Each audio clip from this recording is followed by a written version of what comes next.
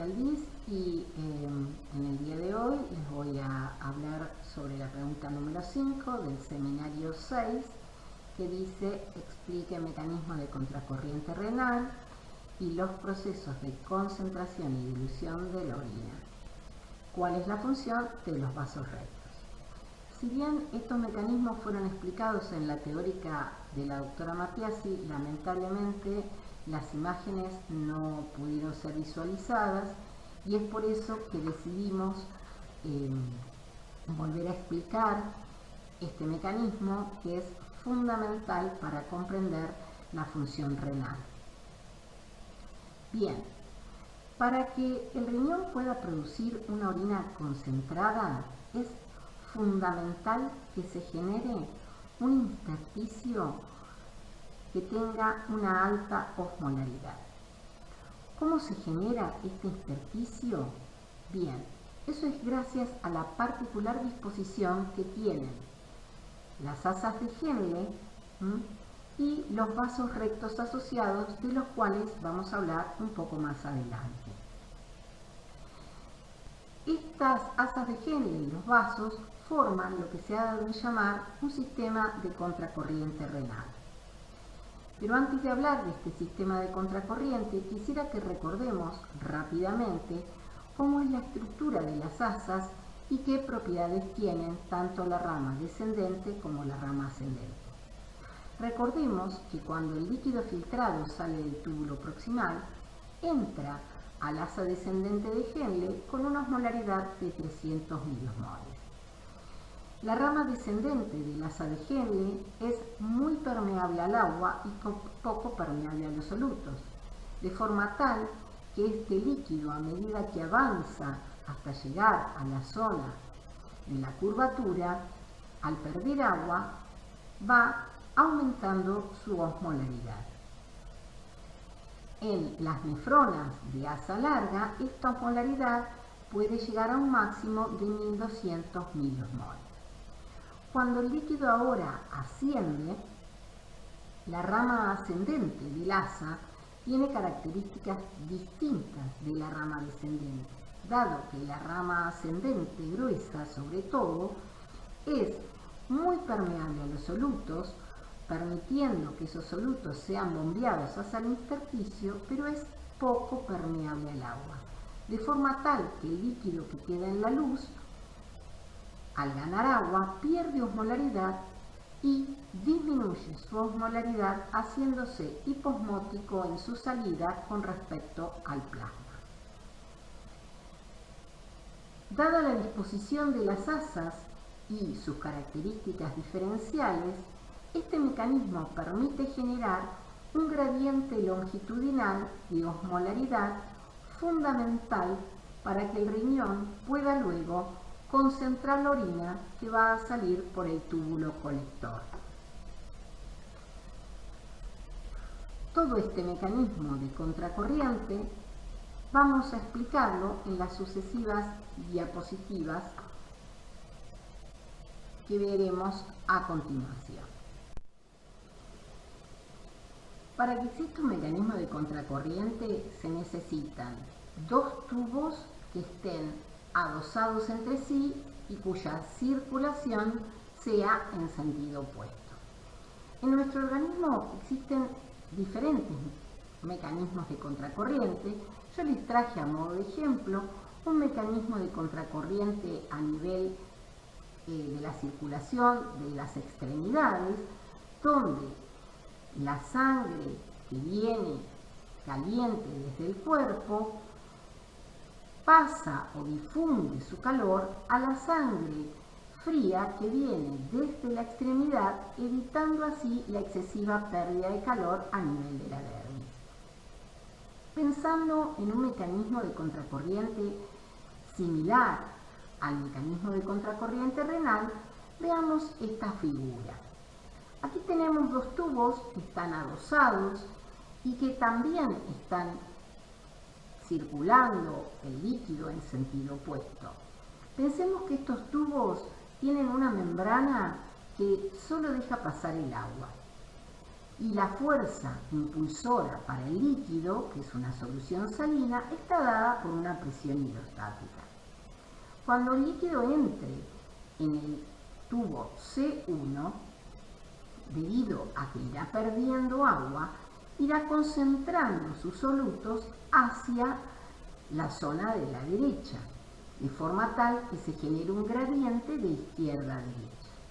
Ahora, cuando el líquido cambia su sentido y empieza a circular por el tubo C2, debido a que se encuentra con la cantidad de agua que está pasando desde C1, el gradiente irá perdiéndose y se irá perdiendo concentración de solutos hasta alcanzar una concentración más diluida en el extremo izquierdo.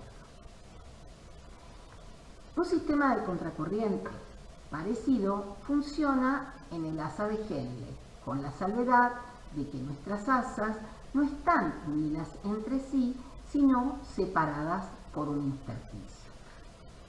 Pero antes de continuar con sistemas de contracorriente, déjenme que les explique cómo es que se bombean los solutos en la rama ascendente de Henle.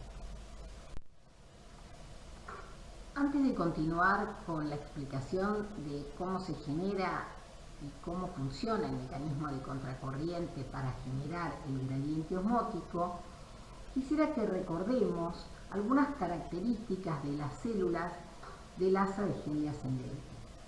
Como dijimos, el asa de Henle ascendente es impermeable al agua, pero muy permeable a los solutos. Y esto es gracias a que en la parte apical, que está en contacto con la luz del túbulo, las células expresan un transportador de tipo sin porte de sodio, potasio y 2 cloruros. Este transportador, que funciona gracias al gradiente generado por el transporte activo de sodio desde la bomba de sodio-potasio, permite el ingreso de estos solutos a la célula, la reabsorción de sal y la generación de este intersticio hiperosmolar, rico fundamentalmente en sodio y cloruro. El sodio va a ser extruido desde la célula por la bomba sodio-potasio y el potasio y el cloruro van a salir a través de canales o transportadores. La alteración de este sinporte va a impedir que se forme un intersticio hiperosmótico y por lo tanto va a hacer que los individuos tengan una excesiva diuresis. Y este es el principio de la utilización de los diuréticos llamados diuréticos de asa, como la furosemida, que justamente inhiben a este sinporte sodio-potasio 2 cloruros. Teniendo estos conceptos en mente, ahora sí vamos a intentar explicar cómo es que se genera este gradiente por el mecanismo de contracorriente renal. Para generar el gradiente longitudinal de osmolaridad, el sistema de contracorriente lo hace en 2 pasos que se repiten secuencialmente. Un primer paso es el que se denomina efecto único y el segundo paso es el de flujo o desplazamiento de líquido. Supongamos un momento inicial en el cual tenemos un líquido con una osmolaridad de 300 miliosmoles que se equilibra con el líquido intersticial y con el de la rama ascendente. Veamos ahora cómo funciona el mecanismo de efecto único y desplazamiento. El efecto único se produce gracias al mecanismo de transporte de iones que se encuentra en la rama ascendente. Dado a este bombeo, el líquido de la luz de la rama ascendente perderá osmolaridad, mientras que el intersticio ganará osmolaridad. Debido a que la rama descendente es muy permeable al agua, la osmolaridad de la luz de la rama descendente se va a equilibrar con la osmolaridad del intersticio, generándose así una diferencia de osmolaridad entre lo que es intersticio y rama descendente respecto a la rama ascendente, que ahora contendrá un líquido hiposmótico. Pero como la filtración es continua, va a volver a entrar nuevo líquido en la rama descendente. Este líquido vendrá con una osmolaridad de 300 miliosmoles. Y ese volumen de líquido que entra genera el desplazamiento del líquido que se encuentra en la parte inferior del asa hacia la zona de la curvatura y hacia la parte ascendente del asa, generando así este segundo mecanismo, que es el mecanismo de desplazamiento o flujo de líquido. El efecto único volverá a producirse y por lo tanto habrá bombeo desde la rama ascendente hacia el intersticio. Este líquido volverá a equilibrarse con el del intersticio, generando así este gradiente longitudinal, para que luego se produzca el ingreso de nuevo flujo y otro nuevo desplazamiento. Como ustedes pueden ver, el líquido que sale de la rama ascendente es hiposmótico con respecto al plasma. La repetición de estos mecanismos de efecto único y de desplazamiento va a generar el gradiente longitudinal córtico papilar, que va a permitir que la nefrona pueda producir una orina concentrada. Como dijimos anteriormente, el máximo de concentración que se puede alcanzar es de 1200 miliosmoles en las nefronas de asa larga. Existen en otros mamíferos nefronas de mucho mayor longitud que permiten concentraciones de hasta 3000 miliosmoles.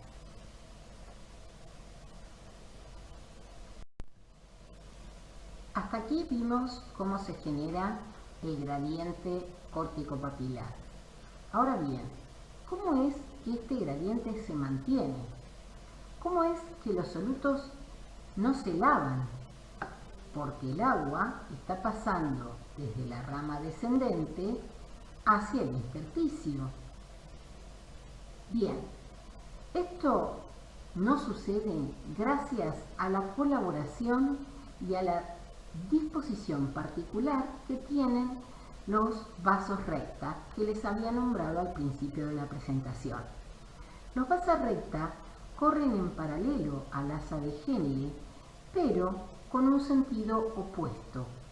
La rodean formando horquillas y tienen la característica particular que el flujo a través de ellos es muy lento. Este flujo lento permite el intercambio de agua y solutos. Cuando el vaso entra acompañando a la rama ascendente, su osmolaridad o la osmolaridad de la sangre que contiene es de 300 miliosmoles. A medida que el vaso va internándose desde la corteza hacia la médula, se encuentra con este gradiente de osmolaridad generado por el mecanismo multiplicador de contracorriente. Por lo tanto, gracias a la permeabilidad del vaso, su osmolaridad se va equilibrando con la del intersticio, de forma tal que cuando llega a la zona de la curvatura del asa, la sangre dentro del vaso también posee una osmolaridad cercana a los 1200 miliosmoles. Cuando la sangre asciende por la rama ascendente del vaso recta, se encuentra con un intersticio de una osmolaridad más diluida gracias al pasaje de agua desde la rama descendente. Esta entrada de agua vuelve a modificar la osmolaridad de la sangre contenida dentro del vaso recta, los solutos se disipan hacia el intersticio y por lo tanto la salida de sangre es con una osmolaridad casi o prácticamente isosmótica respecto del plasma. ¿Por qué digo prácticamente? Porque en realidad la sangre que sale del vaso recta no sale con 300 miliosmoles, sino que lo hace con 325 miliosmoles. Y aquí podremos pensar, bueno, entonces algo de soluto se lava. En realidad, el lavado no se produce porque el mecanismo de transporte y de multiplicación generado por el simporte sodio-cloro-potasio compensa, y además porque potenciando, por así decirlo, a estos dos mecanismos, al mecanismo multiplicador de contracorriente y al mecanismo de contracorriente de los vasos, se encuentra también la urea, que puede recircular desde el túbulo colector hacia la asa de Henle, ayudando a mantener el intersticio osmótico. No nos vamos a adentrar en el mecanismo de recirculación de la urea porque ese mecanismo está perfectamente explicado en la teórica y no queremos ser redundantes. Para finalizar, les recomiendo que para